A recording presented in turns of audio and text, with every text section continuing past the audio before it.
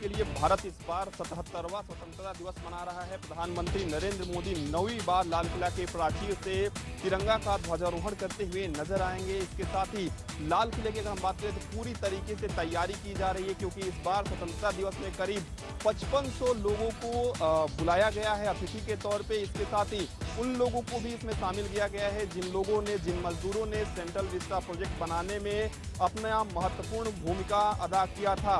इसके साथ ही अगर हम बात करें तो इस पूरे परिसर को हाईटेक सिक्योरिटी से लैस किया गया है। एंटी ड्रोन रडार सिस्टम जो है वो यहाँ पे लगाया गया है। पैरामिलिट्री फोर्सेस के जवानों की तैनाती उस दिन की जाएगी। इसके साथ ही चप्पे चप्पे पर दिल्ली पुलिस के वरिष्ठ अधिकारी निगरानी करने के लिए उस दिन भी तैनात रहेंगे। और आज भी कहीं ना कहीं तैयारी की जा रही है कि किस तरीके से ट्रैफिक व्यवस्था को भी यहाँ पे ठीक किया जा सके। सबसे बड़ी बात है कि यहाँ पे जिस तरीके से तैयारी चल रही है, उम्मीद यही जताई जा रही है कि यहाँ पे किसी भी तरीके से परिंदा भी पर ना मार सके। खासतौर पे शिक्षा व्यवस्था की अगर हम बात करें तो उस लिहाज से प्रशासन की ओर से तैयारी की जा रही है, कवायद की जा रही है। निश्चित रूप से इस बार देखने वाली बात होगी कि प्रधानमंत्री नरेंद्र मोदी लाल किला की प्राचीर से 15 अगस्त के दिन क्या कुछ संदेश देते हैं।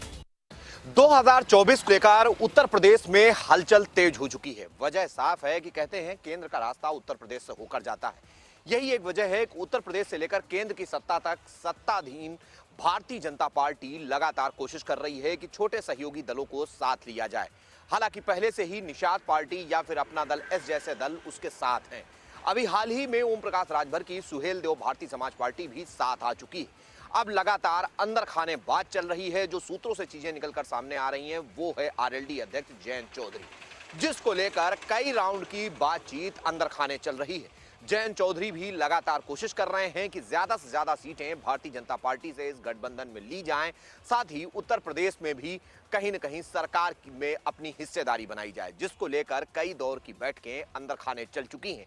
हालांकि इसको लेकर ना तो जयंत चौधरी कुछ खुलेआम कह रहे हैं और ना ही भारतीय जनता पार्टी इसको कंफर्म कर रही है सीधे तौर पर, लेकिन अंदर खाने कुछ तो चल रहा है, जिसको लेकर दोनों पार्टियों में मंथन लगातार जारी है। कोशिश ये है कि पश्चिमी उत्तर प्रदेश में पार्टी को मजबूत करने के लिए आरएलडी को भी साथ लिया जाए, जिसको लेकर जहां एक तरफ जयंत चौधरी लगातार विपक्षियों के होने वाले कार्यक्रमों से दूर रह रहे हैं या किसी न किसी कारण से दूर हो जा रहे हैं, वहीं आरएलडी के विधानमंडल दल नेता समेत सभी विधायक मुख्यमंत्री योगी आदित्यनाथ से अकेले में जाकर मिलते हैं। हालांकि कारण बताया जाता है किसानों की समस्या, लेकिन सवाल वही है, लगातार सरकार 3 दिनों तक किसानों की समस्या, चाहे वो बाढ़ हो, सूखा हो या फसल बीमा, इन मुद्दों पर चर्चा करा रही थी। बावजूद इसके अकेले कमरे में मिलने की जरूरत क्या थी। हालांकि इसको लेकर पार्टी का कहना है कि किसानों की समस्याओं के चलते मुख्यमंत्री से मुलाकात की, लेकिन इन मुलाकातों के राजनीतिक मायने भी हैं। अब देखना यह है कि आगे क्या कुछ होता है और क्या बात आरएलडी और भारतीय जनता पार्टी में बन पाती है। अगर ऐसा होता है तो समाजवादी पार्टी के लिए बड़ा झटका होगा और बीजेपी के लिए पश्चिमी उत्तर प्रदेश में काफी मजबूत स्थिति होगी। उत्तर प्रदेश के कार्यवाहक डीजीपी विजय कुमार ने बताया कि सरकार की मंशा के अनुरूप उत्तर प्रदेश पुलिस लगातार उत्तर प्रदेश के तमाम जनपदों में प्रभावी पैरवी करके अपराधियों को सलाखों के पीछे भेजने का काम कर रही है। यही कारण है कि बीते 40 दिनों के अंदर अगर हम बात करें तो 4 ऐसे अपराधी हैं जिनको मृत्युदंड की सजा दिलवाने में उत्तर प्रदेश पुलिस ने महत्वपूर्ण भूमिका अदा की है। साथ ही साथ उत्तर प्रदेश के जो 4 माफिया हैं जिनको न्यायालय में प्रभावी पैरवी की गई है, अब वो सलाखों के पीछे हैं। उसके अलावा सैकड़ों की तादाद में अपराधी ऐसे हैं जिनको आजीवन कारावास की सजा भी उत्तर प्रदेश पुलिस के जो पैरोकार थे, विवेचक थे, समय पर विवेचना करने के बाद प्रभावी पैरवी की और आज उनको आजीवन कारावास की सजा सुनाई गई है। कहीं ना कहीं उत्तर प्रदेश के डीजीपी ने साफ शब्दों में कहा है कि उत्तर प्रदेश में अपराधियों को जड़ से खत्म करने का काम उत्तर प्रदेश पुलिस करेगी। 15 अगस्त यानी कि स्वतंत्रता दिवस को ध्यान में रखते हुए जिला प्रशासन की तरफ से कई दिशा निर्देश जारी किए गए हैं, जिनमें से एक है कि इंडिपेंडेंस डे वाले दिन सभी सिनेमा हॉलों में लखनऊ के मुफ्त में फिल्म दिखाई जाएंगी और वो सभी जो फिल्में हैं वो देशभक्ति से रिलेटेड होंगी। तमाम वो ऐसी फिल्में होंगी जो देशभक्ति को लेकर बनाई गई हैं, वो सभी सिनेमा हॉलों में फ्री में दिखाई जाएंगी। 15 अगस्त के दिन कोई भी अगर लखनऊ से जाके देखना चाहे तो उनके लिए ये सुविधा फ्री की गई हुई है जिला प्रशासन की तरफ से। 15 अगस्त यानी कि स्वतंत्रता दिवस को ध्यान में रखते हुए जिला छावनी विभाग में भ्रष्टाचार का नया मामला सामने आया है। आपको बता दें, 4 साल मृतक होने के बाद पेंशन भोगी पेंशन लेता रहा। इस बात की जानकारी मकान मालिक ने जानकारी दी। उसने बताया कि उसके मकान में किराए पर रहकर 14 लाख रुपए नौकरी के नाम से तय किए। नौकरी न लगने के बाद उसने विभाग में जानकारी की तो वहाँ जानकारी में पाया कि वहाँ कोई भी व्यक्ति वहाँ पर नौकरी नहीं करता है, वह व्यक्ति पेंशन लेने आता है। जब मकान मालिक ने बताया कि उसके पिता की कई साल पहले मृत्यु हुई है तो पेंशन किस बात की, इस बात को सुनकर छावनी विभाग में हड़कंप मच गया और आनन फानन में उस व्यक्ति की जानकारी की गई तो सारी परतें खुलती नजर आईं। बताया गया कि 4 साल मृतक होने के बाद पेंशन ली गई। हालांकि सबसे बड़ा सवाल यह है कि अभी तक छावनी विभाग द्वारा अभी कोई कार्रवाई नहीं की गई है। हालांकि उस ठग के खिलाफ थाना सदर में मुकदमा दर्ज हुआ है, लेकिन छावनी विभाग द्वारा न तो अभी उस डॉक्टर के खिलाफ कार्रवाई हुई, न उस यूपीआई के माध्यम से जितने ट्रांजैक्शन हुए उन व्यक्तियों के खिलाफ कोई जानकारी हुई है। अब देखने वाली बात यह है कि छावनी विभाग के अधिकारियों द्वारा इस ठग के पर क्या कार्रवाई होगी। हम लोग उत्तर प्रदेश के जनपद संभल में खड़े हैं। दरअसल आपको बताते हैं कि जो तस्वीर आप देख रहे हैं ये चंदौसी की है, जहां पर एक मालगाड़ी पटरी से उतर गई थी, जिसमें 3 जो डिब्बे थे वो नीचे उतर गए थे। इसके बाद रेलवे विभाग में हड़कंप सा मच गया है, जिसमें कि कई गाड़ियां बाधित की गई है। ये करीब शाम के 6 बजे का वाकया था। उसके बाद देर रात तक वहां पर काम चलता रहा। बताया जा रहा है कि 4:30 बजे सुबह पर वहां पर सुचारू रूप से जो गाड़ियां थी वो संचालित की गई हैं, जिसमें कि मुरादाबाद से लेकर आसपास जो मंडल के अधिकारी रेलवे के थे वो मौके पर पहुंचे थे। फिलहाल जिस तरह से जो वाकया था कि मुरादाबाद से बरेली की ओर जो मालगाड़ी जा रही थी उसका ये हादसा हुआ था, लेकिन कंट्रोल कर लिया गया है। कहीं ना कहीं इससे पहले भी एक वारदात चंदौसी में आई थी, अब इसी बीच ये वारदात भी सामने आई है। फिलहाल बताया जा रहा है कि जो जहाँ पर करीब जो क्षतिग्रस्त डिब्बे थे उनको रेलवे ट्रैक से उतारते हुए और रेलवे ट्रैक जहाँ था वहाँ पर उनको सही व्यवस्था की गई है। बताया जा रहा है किसी तरह से जो ट्रेन थी वो ट्रेन जो कि बरेली और वो जिस तरह से वहाँ मालगाड़ी थी उसको उतारा गया है और जो व्यवस्था थी उसके 4:30 बजे तक सही किया गया है, जिससे कि यहाँ मुरादाबाद की ओर से आने वाली जो कि कुंदरकी, देहरादून और लिंक एक्सप्रेस जो ट्रेनें थी और जो अलीगढ़ को जाने वाली थी वो बाधित की गई थी, रोक दी गई थी। करीब 4 बजे तक 4 घंटे तक ये काम चलता रहा। फिलहाल रेलवे अधिकारियों का जिस तरह से वहाँ पर जमावड़ा रहा और रेलवे ट्रैक पर जिस तरह से लगातार काम होता रहा और जो क्षतिग्रस्त जिस तरह से वहाँ ट्रेन हुई थी उनको दुरुस्त करने के बाद बताया जा रहा है कि वहाँ से फॉलो किया गया है।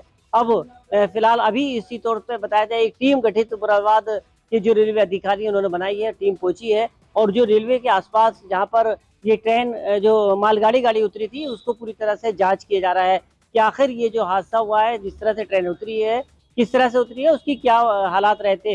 लेकिन बताया जा रहा है कि जिस तरह से काफी देर वहाँ पर जो स्थिति थी वो पूरी तरह से कंट्रोल कर ली गई थी और मालगाड़ी के उतरने के बाद आसपास जहाँ फाटक था वहाँ पर भी जाम की स्थिति बन गई थी।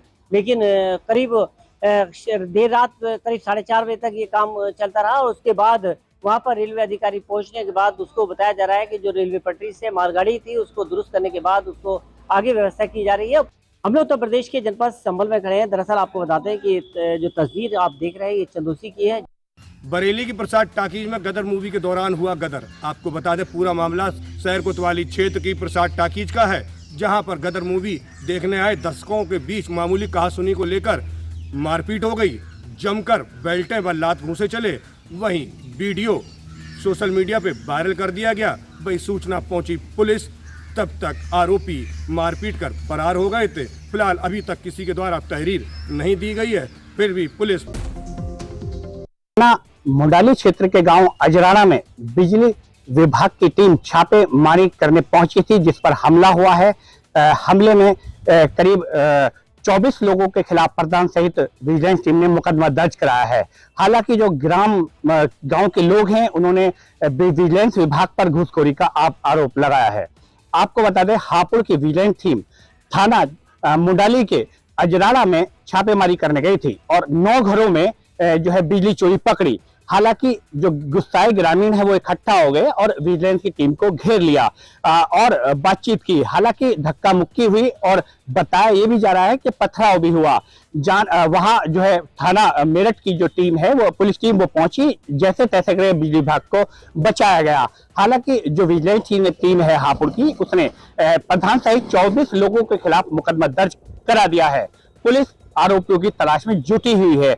हालांकि जो हापुड़ की विजिलेंस टीम है विवादों में रहती है। पहले भी इस पर घूसखोरी के आरोप लगे हैं। अभी कुछ दिन पूर्व ही जो किसान यूनियन है, किसान यूनियन ने पटना मुरादपुर जो विजिलेंस टीम का दफ्तर है उस पर कई दिन धरना दिया था। जो किसान यूनियन के लोगों का कहना है जो टीम है, विजिलेंस टीम है, लगातार गांवों में जाकर घूसखोरी कर रही है और जिससे त्रस्त होकर ये धरना दिया। जहां उत्तर प्रदेश सरकार योगी आदित्यनाथ के आदेश पर जीरो टॉलरेंस की बात करते हैं, वहीं नगर पंचायत जगनेर के नवनिर्वाचित चेयरमैन कुलदीप गर्ग पर भ्रष्टाचार के कहीं न कहीं गंभीर आरोप लगे हैं। संविदा कर्मी जो पहले से उसमें कार्यरत हैं और चाहे वो ड्राइवर हो, चाहे वो संविदा कर्मी सफाई कर्मचारी हो, उनसे एवज के रूप में 40,000 रुपए की रिश्वत मांगी जा रही है, जिसकी शिकायत को लेकर के उप जिला अधिकारी खीरागढ़ के सामने कर्मचारियों ने और महिलाओं ने इसकी शिकायत की है, जिसमें जांच के आदेश कर दिए गए हैं, जिसमें जांच के लिए नोडल अधिकारी के रूप में तहसीलदार खीरागढ़ को बनाया गया है। ऐसे भ्रष्टाचार के गंभीर आरोप में जहां उत्तर प्रदेश सरकार जीरो टॉलरेंस की बात करती है, जहां मुखिया योगी आदित्यनाथ जी के सख्त निर्देश है कि ऐसे भ्रष्टाचारी और तमाम लोगों पर बड़ी कार्रवाई होनी चाहिए। जहां बागपत जनपद के दिल्ली सहारनपुर रेलवे मार्ग के अंदर ट्रेन के अंदर मारपीट का मामला सामने आया है। स्कूल ड्रेस पहनकर आए गुंडा तत्व के युवकों ने एक युवक के साथ सीट के चलते हुए मारपीट की है। युवक के साथ थप्पड़ और लात घूसों के साथ उसके साथ मारपीट की है। मारपीट का वीडियो सोशल मीडिया पर जमकर वायरल हो रहा है। वहीं पर ट्रेन के अंदर बैठे जो सवारी थी वे पूरी मामले की तमाशबीन बन गई। युवक के साथ मारपीट में उसके साथ किसी भी सवारी ने सहयोग नहीं दिया है। वहीं पर रटौल के आफ्ताब राणा ने पूरे मामले को बागपत पुलिस के द्वारा ट्वीट किया है और कार्रवाई की मांग की है, लेकिन जीआरपीएफ इस पूरे मामले पर ढील बरत रहा है। अभी तक इस मामले पर कोई कार्रवाई नहीं हुई है। सहारनपुर में बेखौफ बदमाशों ने विश्व हिंदू परिषद के सह मंत्री को देर रात गोली मार दी। दरअसल पूरा मामला थाना गागली इलाके के कैलाशपुर का है, जहां पर देर रात बेखौफ बदमाश जो कि विश्व हिंदू परिषद के जो सह मंत्री है उनका पीछा कर रहे थे और उन्होंने उनको वहाँ पर गोली मार दी, जिसके बाद कहीं ना कहीं इस घटना से क्षेत्र में दहशत का माहौल है। तो वहीं पुलिस ने तत्काल मौके पर पहुंचकर विश्व हिंदू के जो नेता थे उनको वहाँ पर अस्पताल में भर्ती कराया। हालांकि उनकी हालत नाजुक थी, जिसके चलते उन्हें यहाँ पर जो प्राइवेट हॉस्पिटल है मेडिग्राम वहाँ पर भर्ती कराया गया है। फिलहाल पुलिस ने यहाँ पर चप्पे चप्पे पर पुलिस फोर्स तैनात किया हुआ है। इसके अलावा कहीं ना कहीं जो बदमाश थे उनकी छानबीन को लेकर, उनकी गिरफ्तारी को लेकर भी पुलिस ने यहाँ पर टीम लगाई हुई है। इसके अलावा क्योंकि मामला बजरंग दल से जुड़ा हुआ है, तो इसको लेकर तमाम जो बजरंग दल के जो नेता है उनमें भी कहीं ना कहीं इस घटना को लेकर रोष दिखाई दे रहा है। सारण में महिला पर किया हमला, वहीं गंभीर रूप से महिला हुई घायल। परिजनों ने सामुदायिक स्वास्थ्य केंद्र पहुंचाया, जहां पर डॉक्टरों ने महिला को मृत घोषित कर दिया। जी हां, हम आपको बता दें ये पूरा मामला अमेठी कोतवाली क्षेत्र के भटुआ चौराहे का है, जहां पर महिला अपने दरवाजे के पास खड़ी थी और आवारा सांड घूमता हुआ पहुंचा और महिला के ऊपर एकाएक हमला कर दिया और महिला को पटक कर सांड ने मार डाला। वहीं आसपास के लोग इकट्ठा हो गए और सांड से महिला को बचाकर सामुदायिक स्वास्थ्य केंद्र पहुंचाए, जहां पर डॉक्टरों ने महिला को मृत घोषित कर दिया। जी हम आपको बता दें कि जिस तरह से केंद्रीय मंत्री स्मृति ईरानी ने अमेठी प्रशासन को 2 महीने पूर्व ही पत्र लिखा था कि आवारा जानवरों से लोगों को निजात दिलाएं और आवारा जानवरों को एकत्रित कर गौशाला पहुंचाएं, लेकिन कहीं ना कहीं धरातल पर आवारा जानवर लगातार घूमते आपको देख सकते हैं। के कल्याणपुर थाना क्षेत्र इलाके में एक ऐसी खबर सामने आई जिसे सुनने के बाद हर कोई हैरान रह गया, जहां एक कलयुगी भाई ने अपनी ही बहन के साथ लंबे समय तक दुष्कर्म की घटना को अंजाम दिया, जिसके बाद पीड़िता ने मामले की शिकायत पुलिस से की। वहीं पुलिस ने इस आरोपी को गिरफ्तार कर लिया है। आपको बताते चले कि पूरा मामला कानपुर के कल्याणपुर थाना क्षेत्र इलाके का है, जहां एक पीड़िता कल शाम को कल्याणपुर थाने पहुंची और उसने अपने ही भाई के खिलाफ दुष्कर्म करने का आरोप लगाते हुए शिकायत की है। साथ ही साथ पीड़िता ने यह भी आरोप लगाया कि जब उसने भाई के द्वारा किए जा रहे दुष्कर्म की बात अपनी मां को बताई तो मां ने भी उसकी आवाज दबाने का प्रयास किया और शिकायत करने पर घर से भगाने की बात की। इस पूरे मामले में अब पुलिस ने मुकदमा पंजीकृत करते हुए आरोपी भाई को गिरफ्तार कर लिया है। साथ ही मां को भी हिरासत में लेकर पूरे मामले की जांच पड़ताल कर रही है। आगरा रोड स्थित बड़े गांव रेलवे ओवरब्रिज के पास उस समय अफरा तफरी का माहौल हो गया जब आगरा की तरफ से आ रही बलेनो कार अनियंत्रित होकर रॉन्ग साइड पर डिवाइडर से टकरा गई। डिवाइडर से टकराने से गाड़ी में आग लग गई। गाड़ी में आग इतनी भयावह थी कि धू धू कर गाड़ी जलने लगी, जिसके बाद गाड़ी चला रहे ड्राइवर ने गाड़ी से कूदकर अपनी जान बचाई। तो वहीं गाड़ी में आग लगती देख जो राहगीर थे वह भी वहां भारी संख्या में एकत्रित हो गए और जिसकी सूचना थाना शमशाबाद पुलिस को भी दी गई।